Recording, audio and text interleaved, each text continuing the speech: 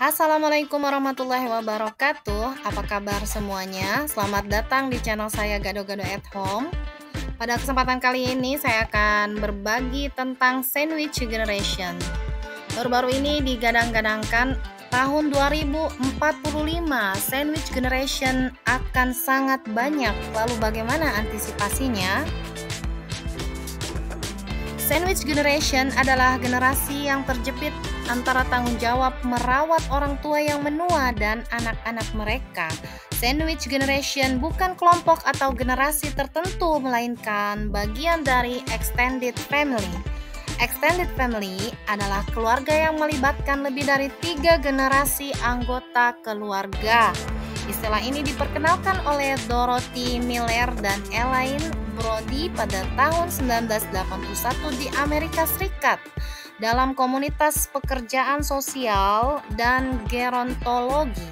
Penyebaran fenomena ini tidak hanya ada di Amerika, tetapi juga di berbagai negara dunia.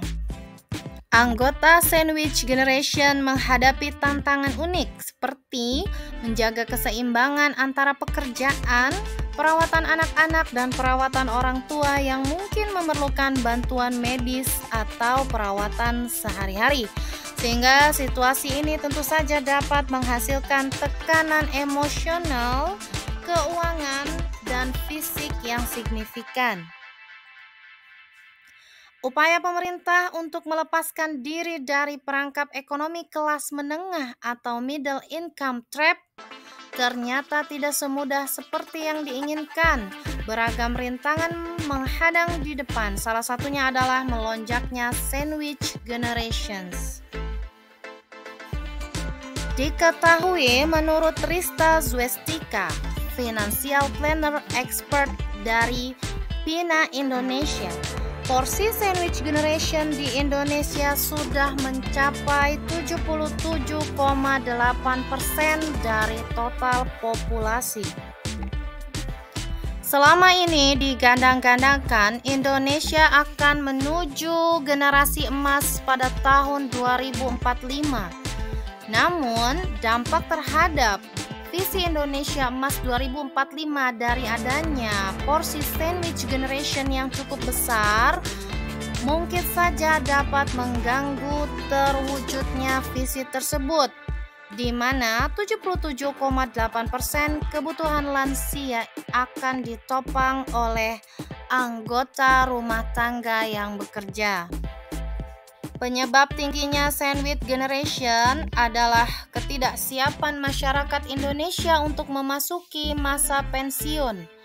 90% masyarakat tidak siap pensiun, 86% belum punya dana yang cukup, 54% khawatir bergantung pada keluarga, 77% khawatir kehabisan uang di masa pensiun, 83% khawatir akan peningkatan pengeluaran untuk kesehatan.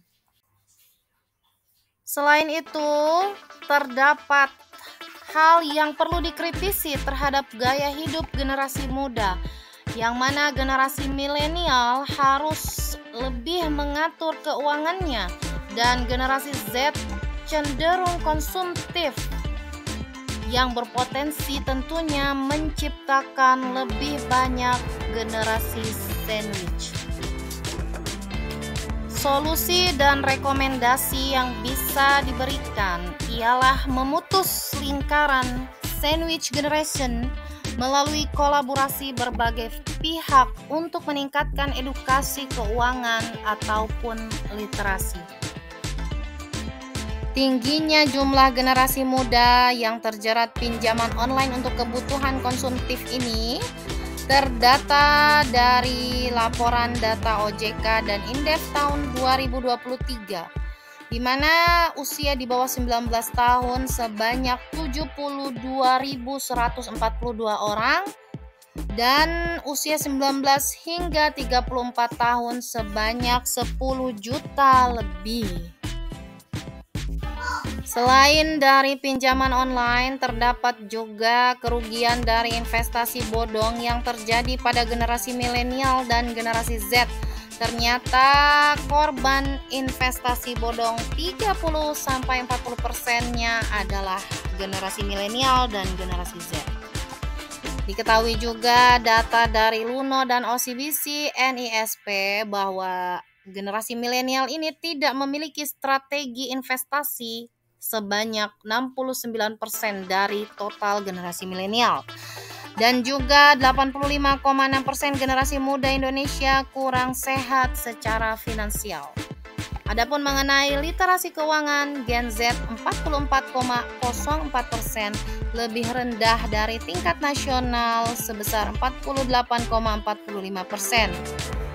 Dan total kerugian dari investasi bodong periode 2018 hingga 2022 mencapai 126 triliun rupiah. Menggarisbawahi pentingnya upaya bersama untuk mengatasi masalah ini agar target Indonesia Emas di tahun 2045 dapat tercapai serta meningkatkan literasi dan kesehatan finansial generasi muda. Thank you for your watching. Don't forget to subscribe. Dadah.